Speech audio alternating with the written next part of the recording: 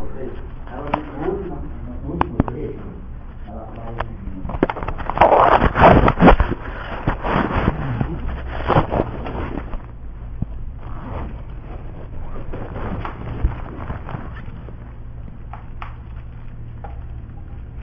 Ela fala um pouquinho assim, os uniformes da SS eram elegantes, bem cortados, com um toque, porém não excessivo, de excentricidade.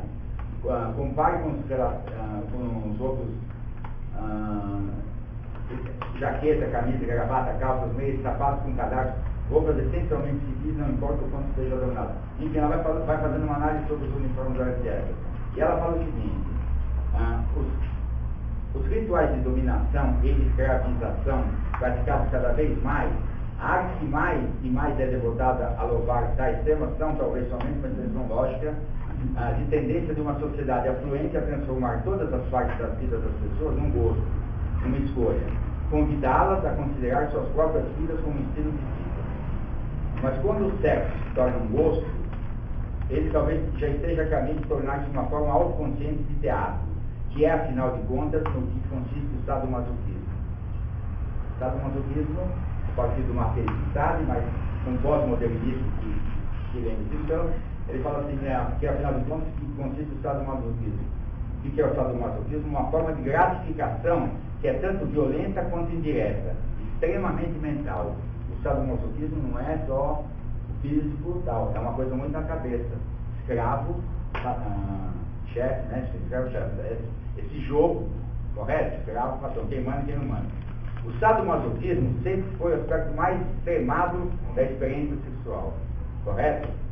Quando o sexo torna-se o mais puramente sexual, isto é, separado da pessoalidade, dos relacionamentos do amor, não deveria ser surpreendente que ele tenha se tornado íntimo com o simbolismo nazista nos últimos anos. Nunca a relação entre mestre e escravo foi tão conscientemente estetizada. Sade teve que inventar seu próprio teatro de punição e gozo, a partir do zero, improvisando o cenário, indumentária aos ritos blasfemos. Agora existe um cenário dominante à disposição de qualquer um. A cor é o preto, o material é o couro, a sedução é a beleza, a justificação é a honestidade, o objetivo é o êxtase e a fantasia é a morte. Pegar, isso vocês vão pegar, vão poder fazer uma análise, estou dando só porque vocês vão poder se analisar mais lendo, né? Lendo, vocês vão poder fazer isso aí. Ela fala, em outras palavras, que a partir, quando eu falo para vocês de William Reich fala que, desculpe se é ninguém autor disso, ele foi preso nos Estados Unidos por inventar uma máquina de orgasmo, as pessoas entravam lá, a pessoa tem que ser relaxado, porque quanto mais a pessoa for tensa, mais a parte sexual vai ser difícil, e quanto mais um povo inteiro consegue pensar de um jeito só, isso vai transformar esse povo assim, no que ela acaba de dizer, né? Na morte, na fantasia é a morte. O sadomasoquismo chega num ponto onde várias pessoas conhecem histórias de pessoas que pegam e se enforcam também, sabe? No meio da relação morre, no meio da relação vai chegar ao gosto. Enfim, o que eu quero dizer nessa parte sexual, que é muito importante, a gente falou de nazismo, história, sociologia, campos de concentração, então existe subjetivismo, no plural, subjetivismo, que compõe a parte nazista da história do século XX. Uma delas é uma leitura sexual da coisa, porque pode confundir, você vê aquela juventude entrando no rio, um lavando o outro, tal, não sei o quê, pode aquilo lá parecer uma pureza, uma ingenuidade, sim, crianças grandes, como pode parecer o quê? Crianças que foram juntadas para depois de terminar essas coisas, vão aprender coisas sobre a ideologia nacional socialista. Quem falou que um general, um comandante, não pega garotinhos e faz o que quiser? Correto? Então isso é uma componente do nazismo. A história sexual do nazismo, inclusive, tem livros sobre isso aí. Hitler, especificamente, tem muitas controvérsias sobre como era a parte sexual do Hitler. Tem muitas histórias. Uma das histórias que ele transou com a sobrinha dele, nos anos 20, que a sobrinha acabou se matando. Correto? Depois dizem que muito pouco da vida pessoal dele se sabe. Muito pouco.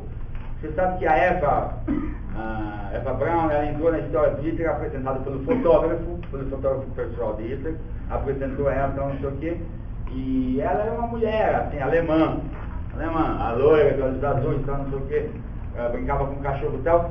Agora, a 4 paredes, não se sabe direitinho assim, o que era ela, o que ela representava para ele. Se era realmente uma mulher dele, sabe? Eu sei que ela, no final da vida, ela se mata junto com isso. Hitler dá veneno para ela tomar, depois acho que toma um tiro de um soldado, segurança e tal, não sei o quê.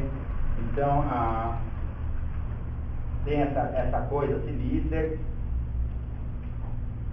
sem inclassificável. Tem um documentário chamado O que aconteceu com o Adolf Hitler, depoimento da NKVD russa. Tá, dos russos. Tá. Assim, inclusive tem como pegar o corpo, tem curiosidade, né? Ele mordeu uma caixa de canoreto e deu um tiro na cabeça, né? O Stalin, ele tinha como souvenir porque Stalin assim, tinha atos de seminarista em monge, né? Ele não tinha toda essa glamour, né? Ele era bem rústico, né? Da Geórgia. Por isso que acharam estranho, né? Ele ter guardar no quarto dele, tinha a poltrona do Hitler, aquela poltrona que lembra a poltrona de César, né? Que são, sabe aquela poltrona romana, que são dois arcos cruzados, né? São 4 arcos cruzados. E o cetro e o tampão da cabeça do Hitler com a bala. Esse documentário é um documentário russo. Ele foi filmado em 92, logo após a queda do Muro de Berlim, porque muitos arquivos da NKVD vieram que é a KGB, que era NKVD na época do Stalin. Né, vieram a tona. Eu queria mostrar aqui. Vocês ouviram falar de Liliana Cavani? Liliana Cavani é uma cineasta alemã. Ela fez um filme chamado Porteiro da Noite. Porteiro da Noite é Dick Bogart, o comandante. Aí, vou lembrar logo. Eu acho que era nos 60, não sei o quê. É um cara que teve um caso com uma judia dentro do campo de concentração. Sado Mazou, claro, né? Ele de uniforme, ela, né? Então, a Liliana Cavani resolveu fazer um filme sobre isso aí. Então mostra o histerismo, mostra toda a história de uma vez, do ponto de vista de um casal, porque ele se separa e termina a guerra. Esse Dick Bogart vai ser um porteiro de um hotel. Hotéis na Áustria, chique, sabe? Roupa, tal, não sei o quê. E numa dessas ele vê a antiga mulher dele, a antiga namorada dele no campo de concentração, correto? A partir daí tem um filme. Mas eu quero mostrar para vocês algumas cenas desse negócio que eu estou falando de. Pessoal, há uma capa erótica em cima disso, ou não? Vermelhinho, tal, chapéu, sim ou não? Há uma. Nazista, ela cantando. Só quero mostrar para vocês, o filme é de 29.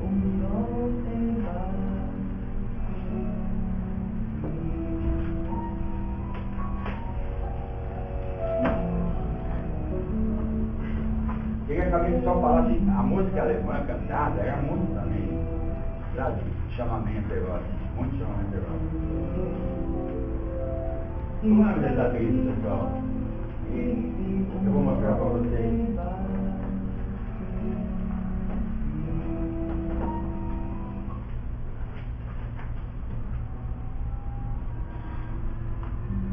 Áustria ou Alemanha, etc, etc.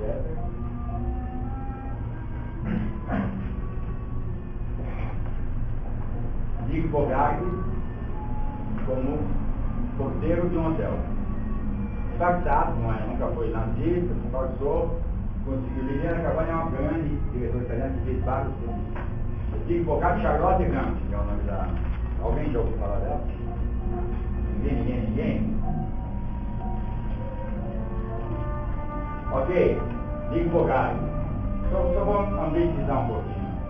A música é linda.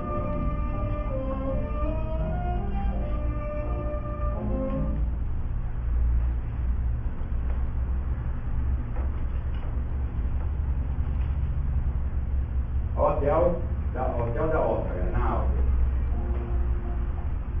Esse é o dia a dia como um porteiro. Anônimo na multidão, não quer ser descoberto.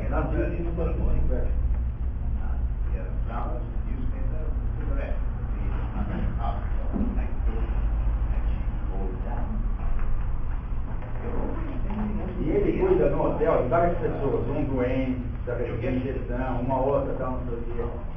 Ele é um cara que vai quebrando os galhos aí.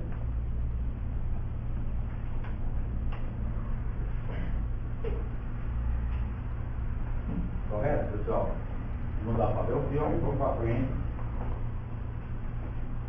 Essa paqueira vai estar comprimida de manhã, outra não sei o que, não sei o que, outra cá, tá?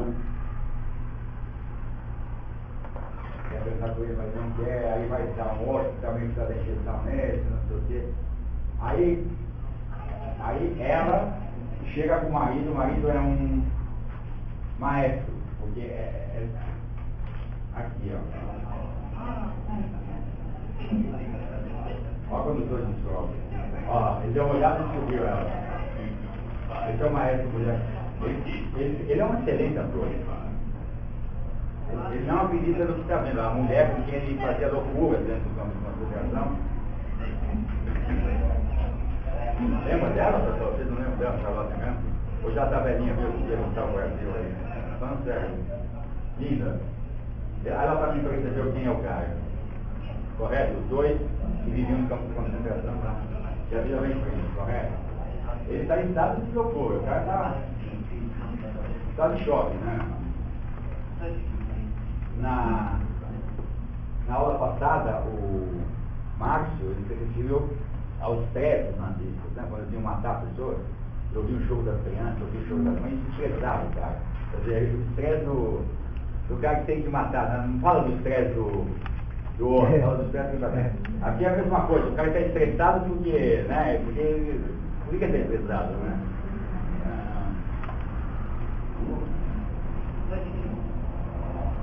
Ele é um excelente ator dos anos 40, 50, 60, excelente ator. E agora, a partir desse momento, ele descobre que ela está viva. Ela é casada com maestro, correto? Pessoal, vamos para frente. E daí nada. Aí dá, não sei o quê. Aí começa a ter lembranças dela, pessoal.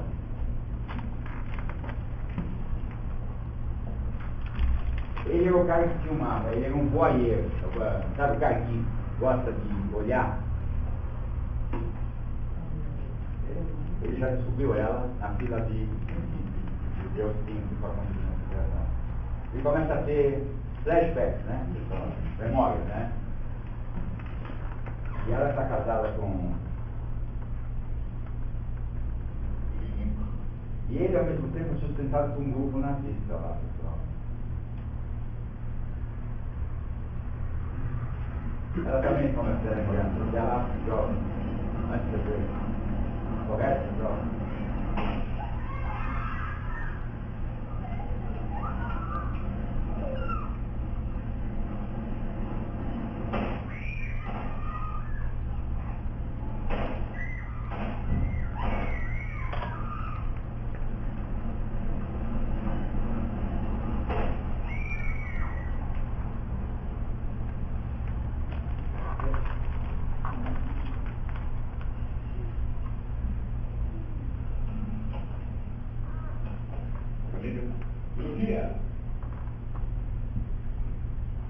O filme então é isso. Tanto ele quanto ela começam a ter flashback.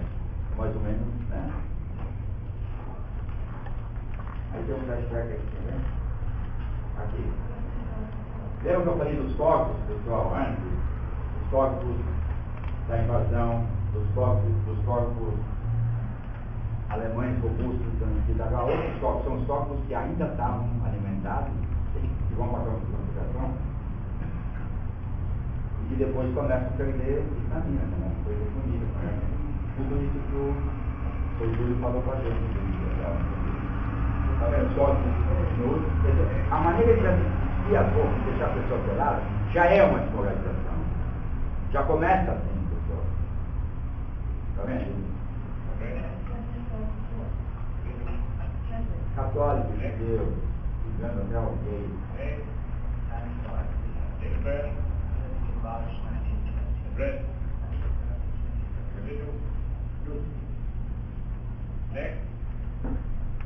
Ele é o filmador, ele foi ele é o cara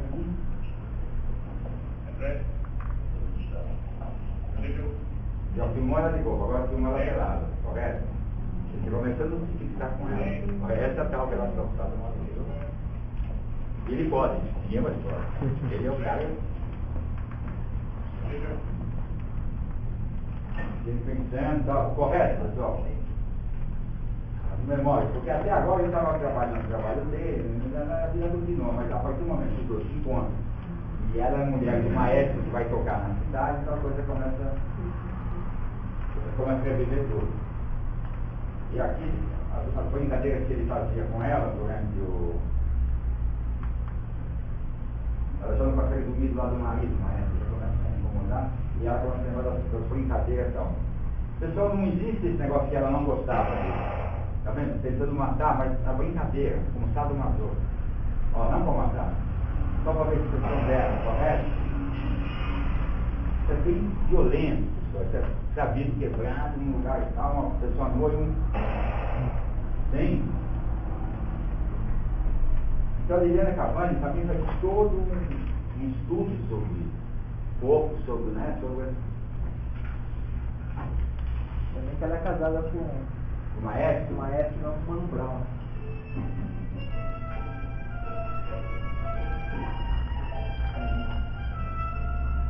Ela também começava a gostar. Isso é de um. Isso também. Essa parte que eu digo homossexuais é como eles pegavam determinados. Um bailarino, por exemplo, no caso dele, foi preso. Alemão, não judeu, e ele lembra de como eles brincavam com ele. Olha como eles brincavam, ficavam todos sentados. É bem decadente, né, de alguma maneira, mas também ao decadente soma-se. Correto, pessoal? É uma artista. E os caras sentados, meio assim com revólver, assim, olhando um cara no. Tá vendo? Olha o pessoal sentado, olha a bota preta que eu falei pra vocês, do jeito, já serve tudo gostado. Você pode encarar como um fetiche. Como um fetiche, certamente. Né? Certamente. É um fetichismo, é uma aula de fetichismo. A sexualidade alemã é uma aula de fetichismo.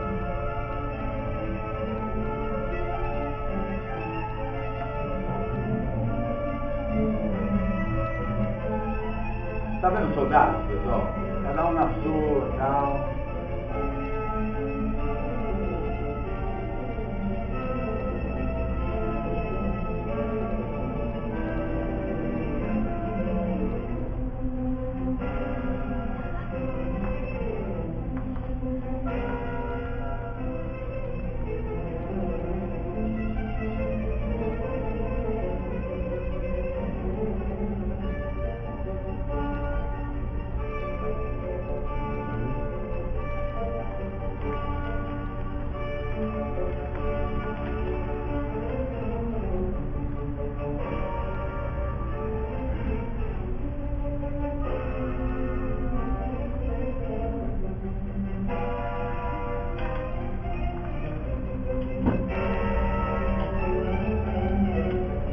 Também estava nessa loja.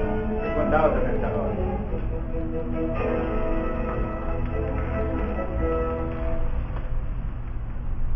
Corta a cena, ele aplicando, se não me engano, um remédio ou heroína, alguma coisa assim forte, e esse bailarino, lembra desse bailarino que estava? Ele também é nos caras que está no hotel.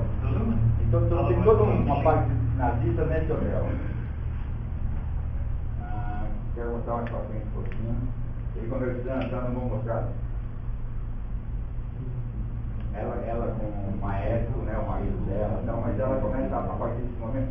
Porque eu quero dizer o seguinte, que ela também gostava dessa relação. Não é que ela detestava e o outro gostava. Alô, alô. Só se resolver, correto ou não? Então ela no fundo, tinha um prazer elevadíssimo, correto? Esse é um pessoal, porque ele só está nesse hotel porque tem vários alemães da época riteirista que ajudam um ao outro, correto? Então tem todo um componente, mas o que eu quero mostrar para vocês é no teatro, é o próprio marido dela que está Aí ela. E ela olhando pra, né? A Liliane Cavani faz uma excelente. E ele olhando pra ela.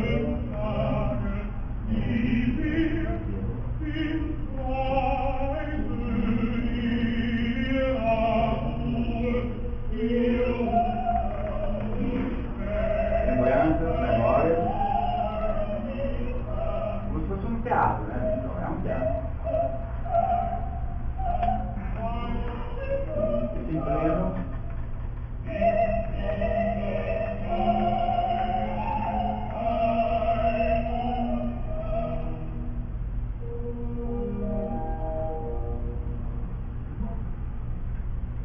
Então a tese é que o homossexualismo está causa do nazismo, questão sexual. Não é essa a tese não? Acho que eu estou Só estou mostrando um dos aspectos do nazismo. Não vai levar isso ao pé da letra, é perigoso.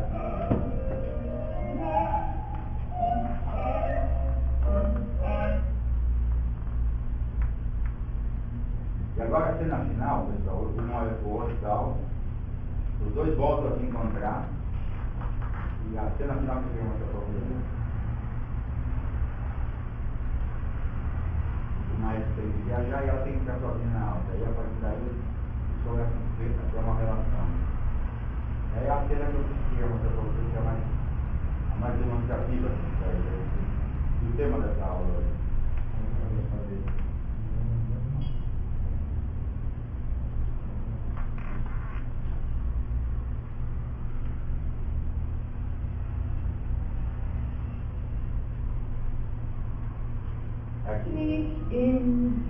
É aquela cena de abertura do filme, pessoal. Isso aí é um dos dois, eles demonstram como.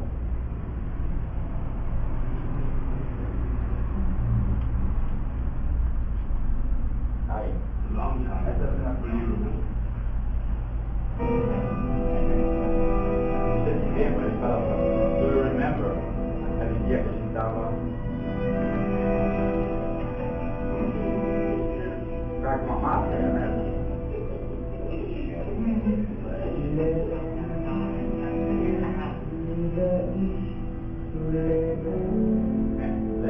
é viver. Viver, o que a gente faz para viver? 11, os marcos do 11.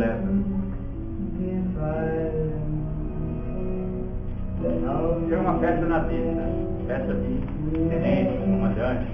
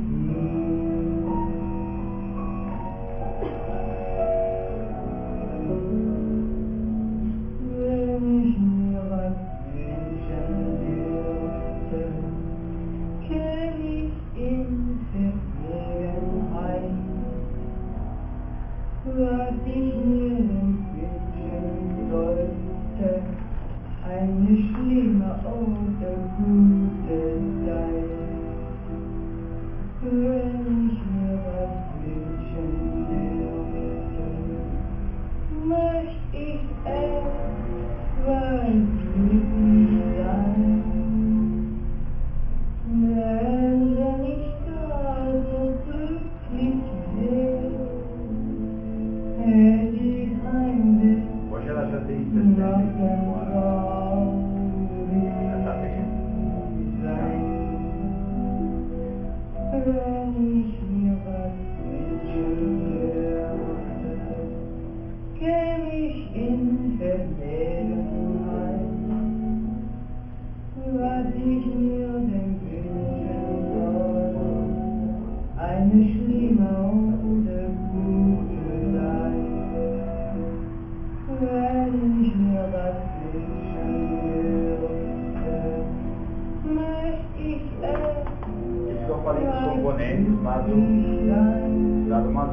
Todos os componentes que a ozonação da que se refere estão aí.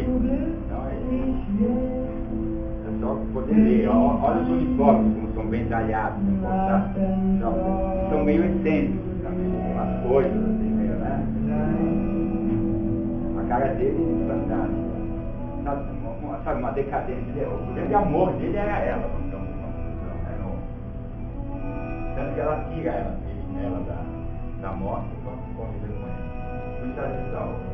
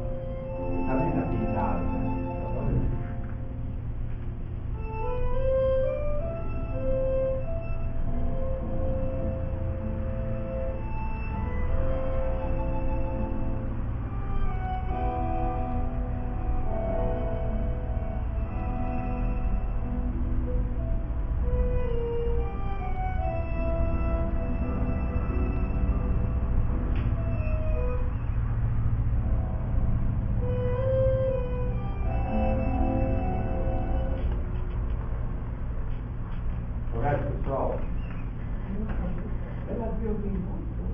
uma cabeça não posso falar, faz parte do filme. Pessoal, 10 minutos para o café. Pegamos essa parte de sexo sexual na vista, tá bom? Então, vamos 10 minutos. Thank you.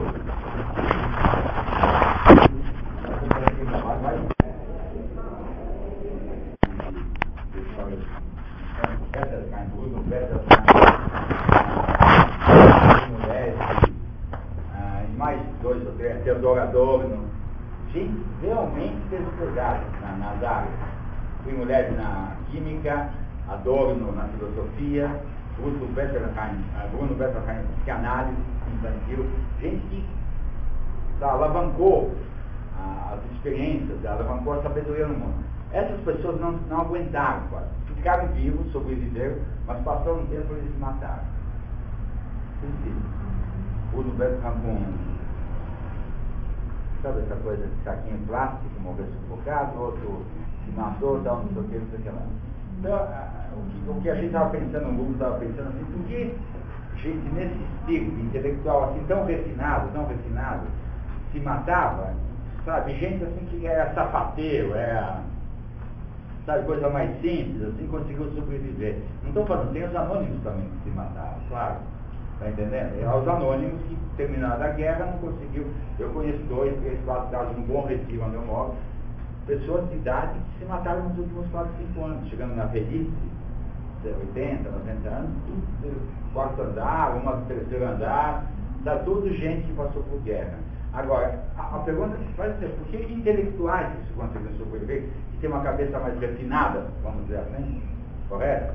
Esses não conseguiram aguentar. E alguém sabe? Alguém tenta responder aí alguma coisa? Não. Entre a cabeça privilegiada que ele viu. Exatamente. Isso é um dado importante, velho. E caras, passaram pela guerra, só sobreviveram.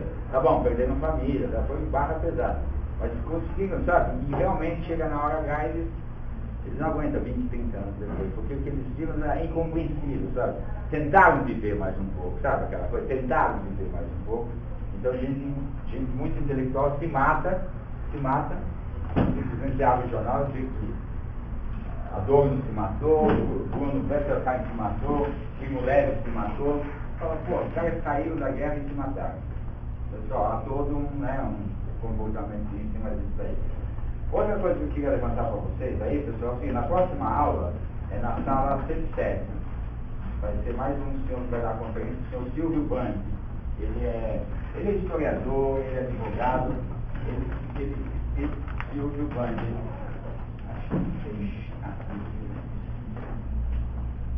Ele vem também mostrar algumas coisas na sala 107, pessoal. Semana que vem. Semana que vem tem aula, Marcos? É?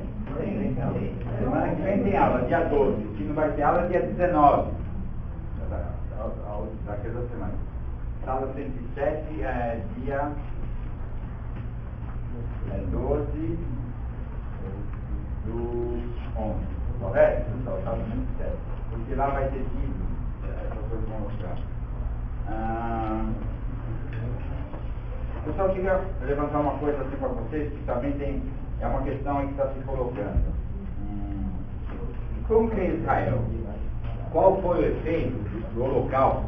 Qual o impacto do Holocausto na criação do Estado de Israel? Então, uma pergunta que se faz, eu tenho um texto aí que eu vou ler para vocês.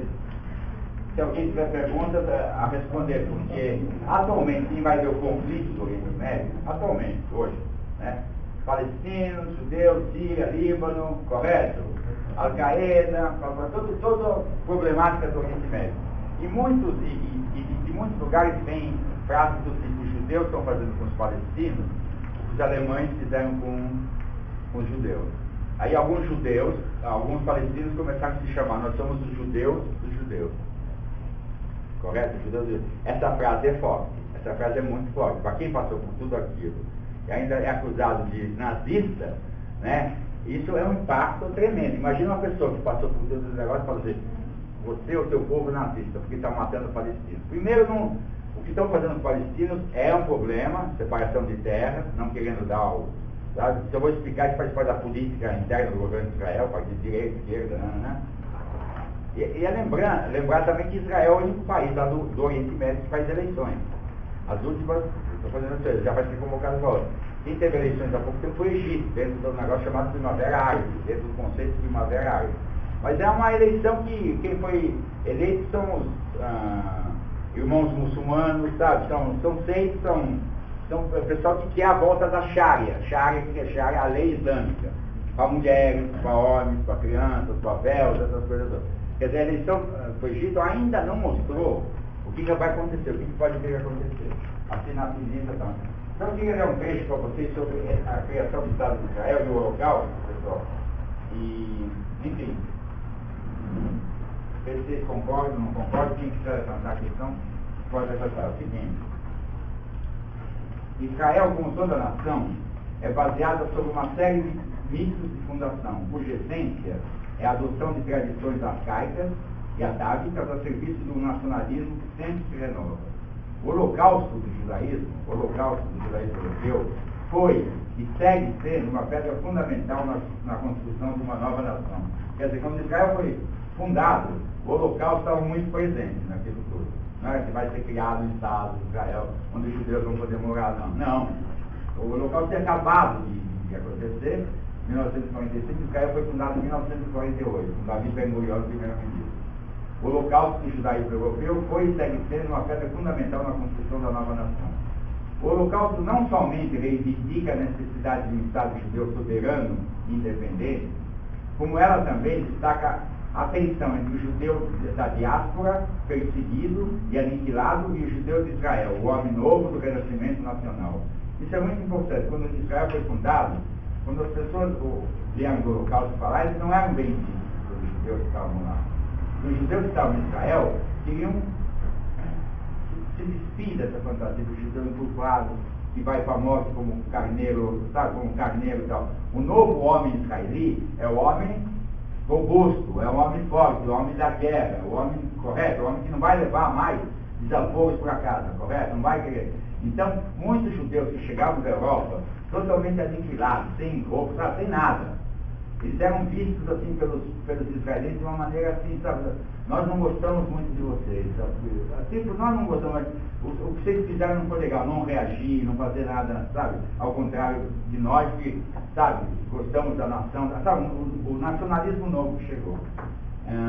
Então, o judeu israeli, o novo renascimento. O Sabra, isso é, o israeli, nascido em Israel, é retratado pela jovem literatura hebraica como aquele que leva sobre as robustas costas o peso, a carga da derrota histórica do judaísmo na diáspora. Correto? O judeu de Israel que carrega nas costas do Israel. A nova nação Israel se inspirou na quebra do judaísmo europeu. O Israel, sabe, em cima de um novo judaísmo. Os israelenses mobilizaram o holocausto a serviço da razão de Estado. É uma razão de Estado, a fundação do Estado de Israel. E os dirigentes nacionalizaram o holocausto. Ben-Gurion, Golda Meir, todos os primeiros governantes de Israel pegaram o holocausto e fizeram como ponto de nacionalidade. Correto? Isso é importante. Nunca mais queremos passar por isso. Para viver, o Estado de Israel precisava se afastar do legado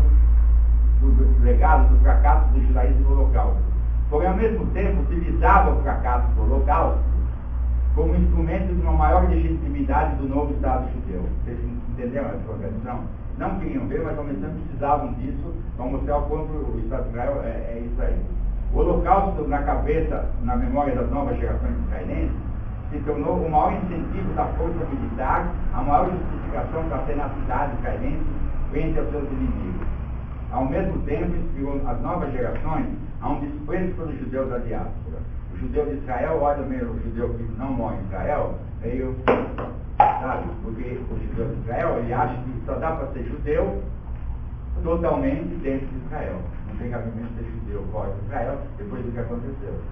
Apesar de que muita gente, muitos judeus preferem não ir para Israel, porque a vida é difícil, lá é tudo mais caro, a língua, porque não é o Yiddish, é um hebraico, para aprender hebraico leva um ano e pouco, não sei o que, o básico, né? Então fala assim, o Holocausto na cabeça das novas gerações israelenses tornou o maior incentivo da força militar. E um desprezo por Estado aliado denominado judeu de Auschwitz. O carneiro conduzido ao matadouro, ou os 6 milhões. 6 milhões também é um apelido que se dá para o pessoal de Israel.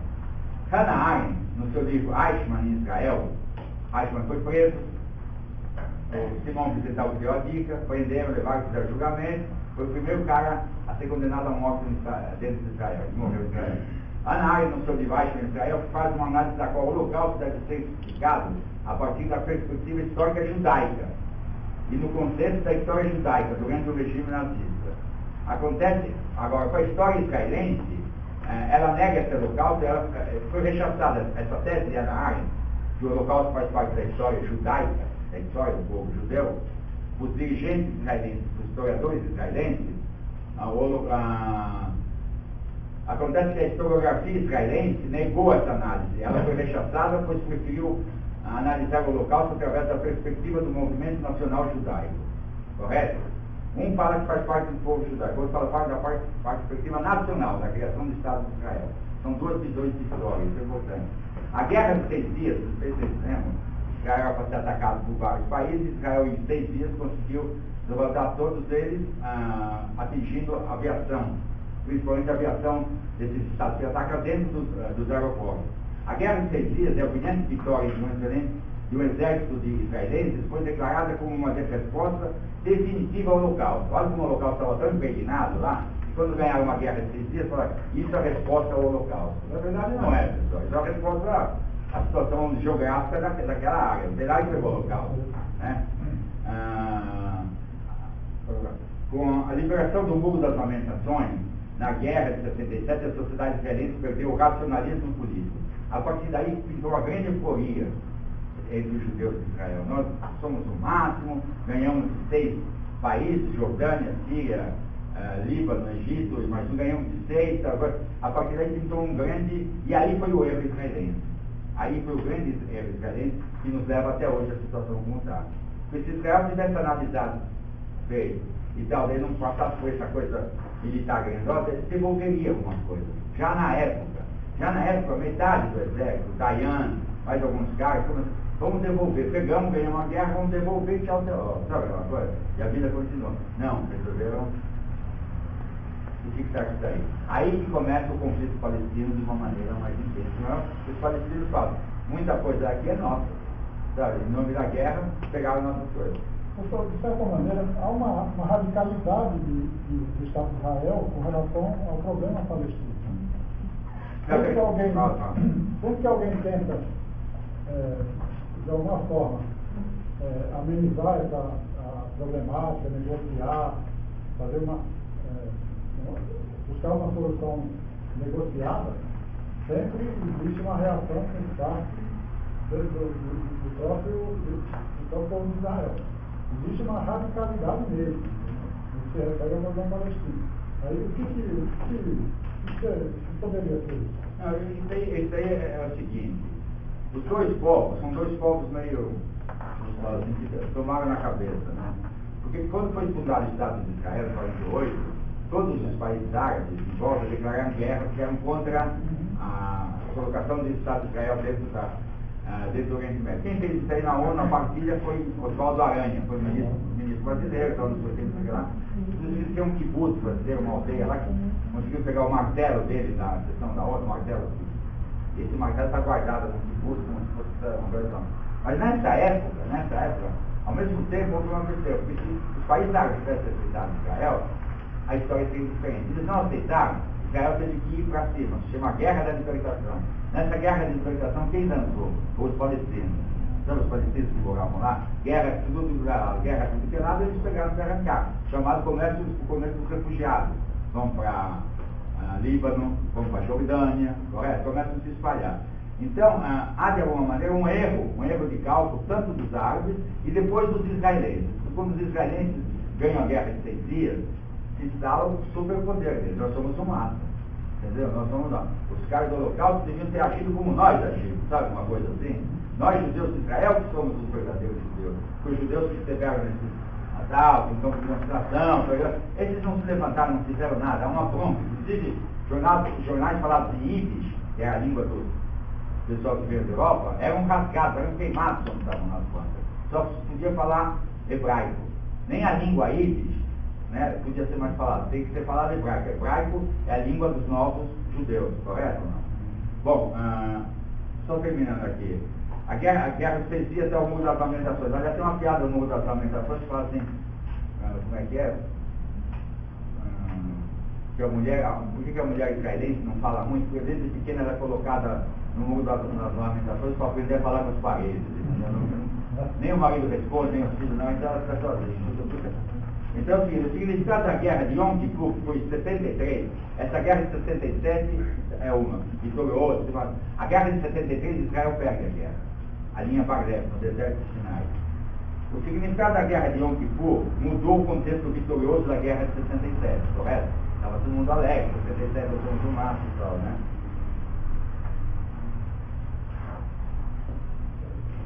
As dificuldades iniciais da guerra e o perigo que corria o jovem Estado encurralado por dois países árabes potentes foram um duro golpe para a tese sionista de negação da diáspora.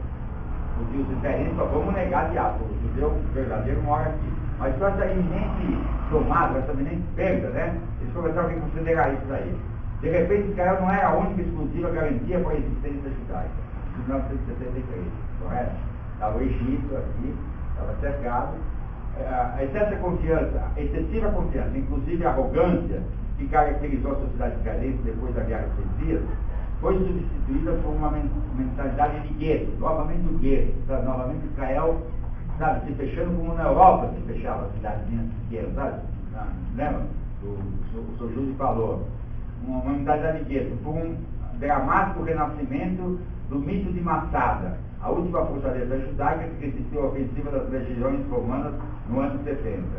E esse ressurgimento da mentalidade de gueto que deve nos ajudar a entender alguns dos fenômenos políticos dos últimos anos. A chegada da direita em Israel, nacionalistas, Menachem Begin, sabe? Porque todo o Estado de Israel é continuado por trabalhistas, socialistas, que eram da Europa, que putam, aldeia coletiva, ninguém tinha muito dinheiro, o chefe e o empregado tinham uma diferença mínima de salarial. É um Estado socialista, de alguma maneira. Faziam coisas interessantes. Mas com essa perda, em 73, o que acontece? O pessoal começa a votar na direita. Isso é muito importante. Israel tem 3 partidos fundamentais hoje: de direita, o Likud, e quem pertence ao Benjamin Netanyahu, primeiro-ministro. Ele foi fundado com Begin, depois veio Sharon, lembra o general Sharon? Tal. Do outro lado, a Golda Meir, David Ben-Gurion, todos trabalhistas, todos socialistas, todos que vieram da Rússia, da Polônia. Essa direita que surgiu, a chegada dele na Front de Menachem Begin ao poder em 77, quer dizer, Israel perde a guerra de 73 e em 77 a direita já chega no poder. E quando a direita chega no poder, ela adora o poder, não gosta de... Tanto que Israel está regido quase pela direita todo esse tempo, com exceção do Rabin. Não sei se você lembra, o general Rabin, que foi assassinado por um fanático judeu em 4 de novembro de 95, se não me engano. Ontem, acho que fez aniversário da morte dele. Ele é o cara que, junto com o presidente de Israel, resolveu cumprimentar o Arafat, lembra? Aquele famoso acordo de Arafat, onde está o Bill Clinton, lembra? Os dois dando a mão, sabe os acordos, né? De Camp David, os acordos de Camp David, que era não sei o quê. Então, com a morte, e aí começa esse nacionalismo, o nacionalismo o que acontece? Ele ele bota para cima, gente, os religiosos, sabe, religiosos de direita, Deus quis, Deus que quer, não sei o quê, fizeram a cabeça desse rapaz, ele inclusive é da Universidade de Barilar, ele é um estudante normal, tal. Os rabinos vieram na cabeça dele, sabe, não estou falando dos rabinos, caríssimo, na cabeça dele, tem que matar o primeiro-ministro, porque há uma brecha na lei judaica, que se você matar um traidor, você está perdoado. A grosso modo, pessoal, foi o cara lá, esperou uma realização, um ato muito grande, um comício muito grande, pela paz, não sei o que, o cara vai lá, né, esse rapazinho aí, pá, são os dois filhos e mata o primeiro-ministro de Israel. Isso para a sociedade israelense, pessoal, um judeu matar outro judeu, foi considerado, sabe, aquela coisa assim, tal, né? Mas a gente não deve levar isso aí muito a sério, porque se de repente tem um governo ultra de direita, que pode vir também, eles são capazes de libertar esse rapaz, sabe, da indústria, ele já está em 95, 2005, já está há 17 anos, teoricamente, na prisão, né? Então, inclusive, deram licença para ele ter filhos lá com uma russa, com uma mulher que chegou lá e precisa ter filhos. Bom,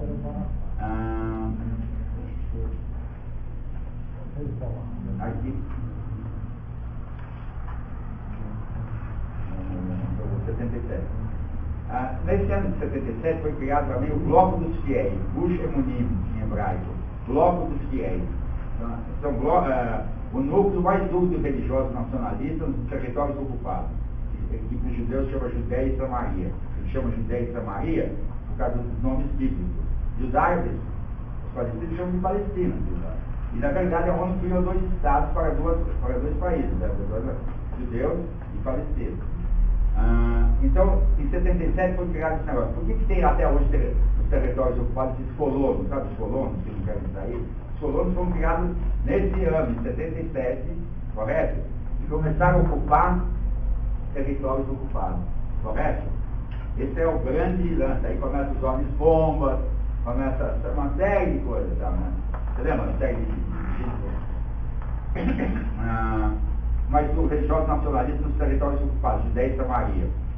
E a irresistível tendência na política israelense resolver os problemas por meio de militares. É difícil dimensionar o impacto que a Shoah teve sobre os judeus. É muito difícil fazer uma análise, não sei, mas dá para fazer. O primeiro a fazer uso, ou melhor, abuso do Holocausto foi Davi Ben-Gurion, o primeiro-ministro de Israel.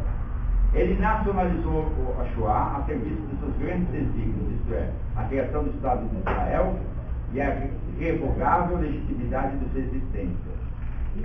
Já a direita de Menachem Begin, Jabotinsky, Shamir, Sharon, então, não sei o quê,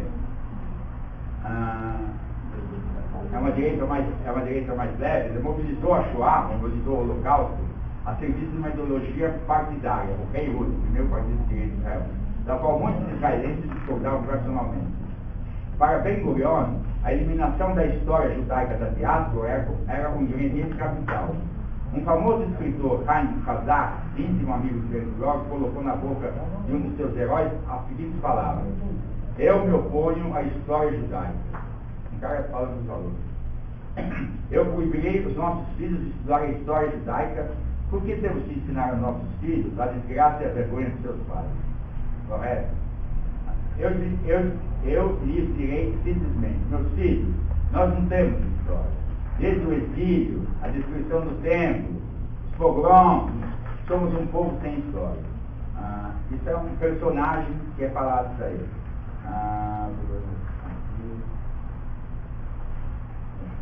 Para transformar a Shoah, o Holocausto, num capítulo importante da pedagogia nacional israelense, iniciou-se o capítulo Holocausto e o Heroísmo. E quando se comemora o dia do Holocausto, todos param o carro em ônibus durante 3 minutos. Anualmente, dia do Holocausto, começa a tocar sirene, aí todo mundo desce dos carros, para e fica em silêncio, 2 minutos de silêncio e tal. Ônibus também se comemora a insurreição do gueto de Varsóvia, que é um grupo de judeus que resolveu lutar contra os alemães. Sem dúvida um acontecimento dramático, mas nada representativo. Foi um pequeno do comportamento judaico durante aquela hecatombe. O estabelecimento de relações diplomáticas normais com a Alemanha e a admissão de reparações da nova Alemanha de Adenauer Perseguiu o pragmatismo de Ben-Gurion. Isso é um outro problema. Israel não tem dinheiro, vai fazer acordo com quem? Com a Alemanha. A Alemanha que matou o Israel, então resolveu pedir indenização, correto? Essa indenização foi feita de uma maneira, assina aqui, assina ali, assina aqui, assina ali. Foram bilhões de marcos alemães os cofres israelenses, correto? Então, os inimigos principais de Israel, dos judeus durante a Segunda Guerra Mundial, foram logo em seguida os caras que mais doaram grana para a construção dos Estados Unidos. Isso é loucura. Claro que os americanos doaram, os ingleses doaram, mas os alemães tiveram muito dinheiro para a construção do Estado de Israel, para a construção do Estado de Israel.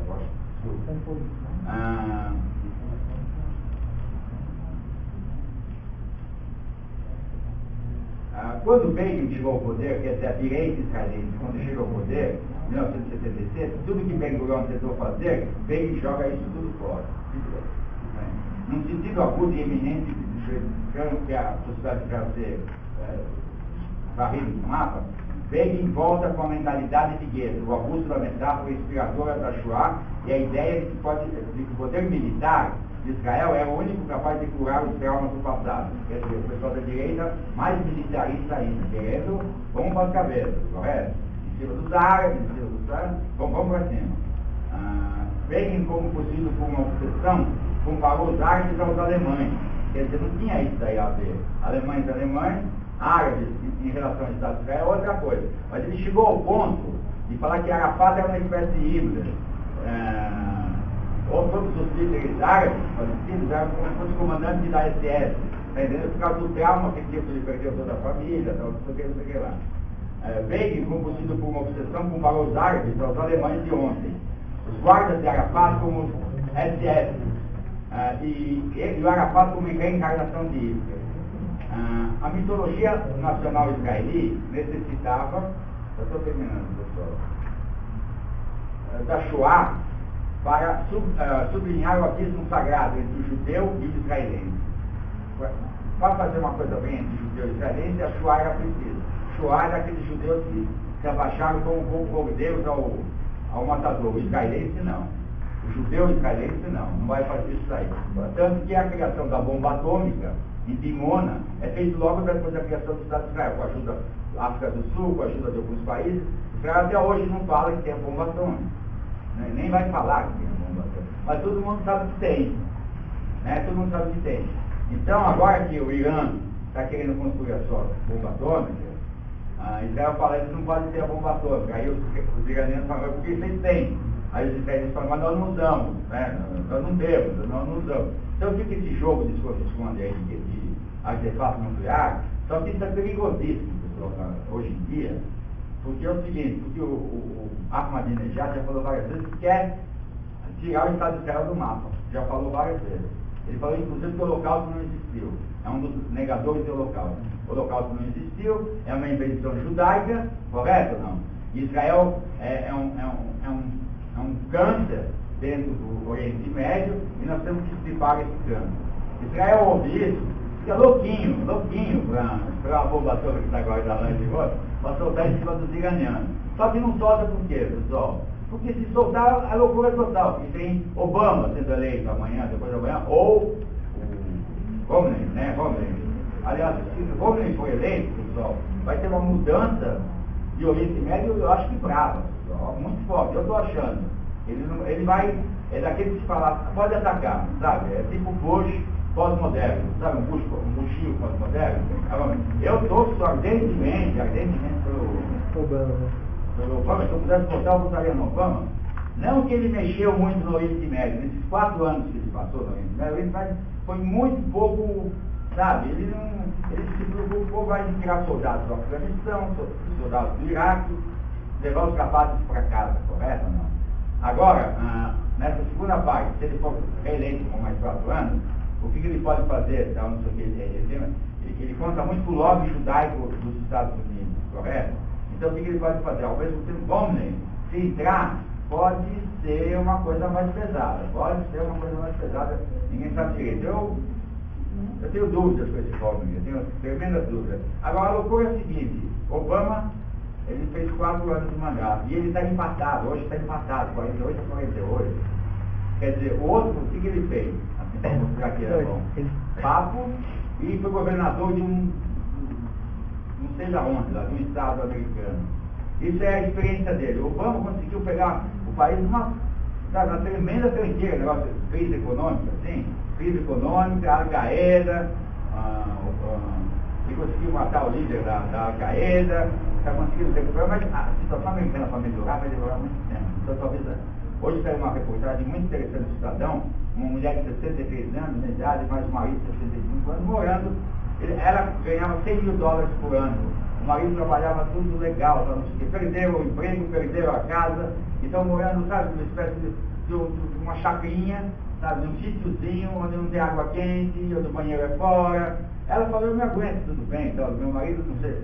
Hoje no Estadão tem essa matéria, quer dizer, para a situação americana melhorar economicamente, ainda vai, não é assim. Mesmo assim, é o país mais rico do mundo. Mesmo assim, é o país mais rico do mundo. A Europa, na pior, né? E as massas muçulmanas na Europa são muito grandes. Em Paris, muito grande a presença muçulmana. Na Inglaterra, muito grande. Então, é um mundo que vem pela frente aí nos próximos 4 anos. Se vier um tal de Romney aí, pode piorar bem esse negócio assim. Não é para melhorar, pessoal. Numa cerimônia às portas de Auschwitz, de final, o general Barak, Ehud Barak, chegou a dizer: chegamos 50 anos atrasados. É uma coisa histórica, não existe história. Se a gente tivesse, Israel estivesse nos anos 40, a gente atacaria Auschwitz e tiraria os judeus de lá. Isso é delírio, pessoal. É a história não caminha assim, pessoal. Né? Então, esse negócio mexeu tanto com...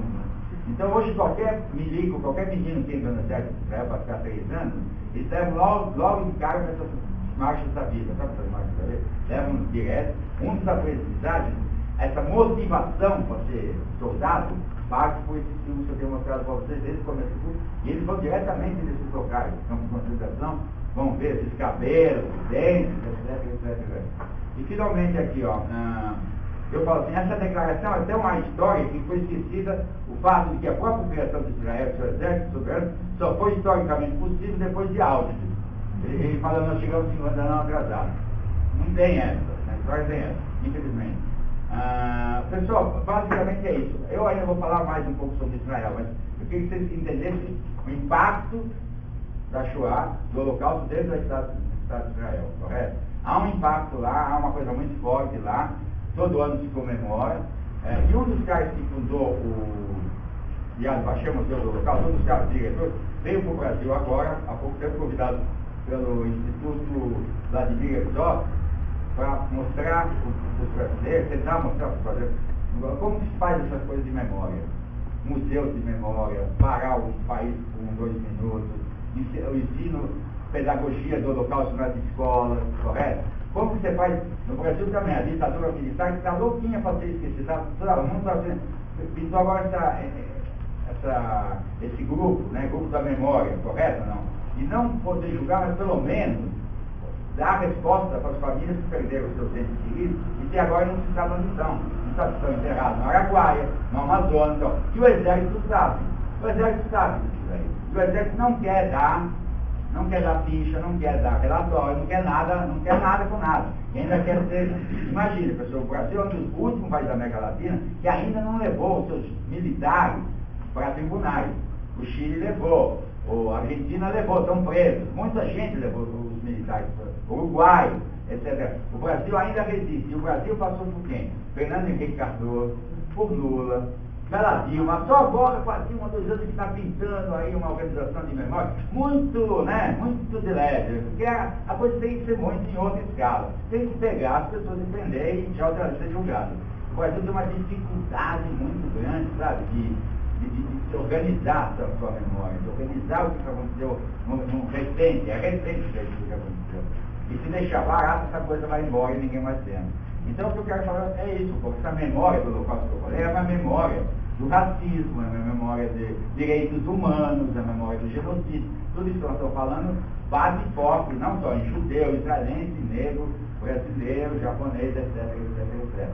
Isso aí eu vou botar mais pra frente. Na aula seguinte, a aula que vem, é o Silvio Bueno que vem falar aí sobre... É muito interessante, ele sabe muito sobre poesia, sobre teatro, sobre desenho, sobre o que se fazia do que ele tem, então é uma pessoa muito interessante, já uma meio de autoridade, ele parece Dom Pedro I, Dom Pedro II. Então é na sala 107, na semana que vem, correto? Depois dia 19 não tem aula, dia 26 talvez venha um rabino, e no dia 3 de dezembro eu termino o curso. Muito obrigado por tudo. Alguma pergunta? Tá certo? Quem não assinou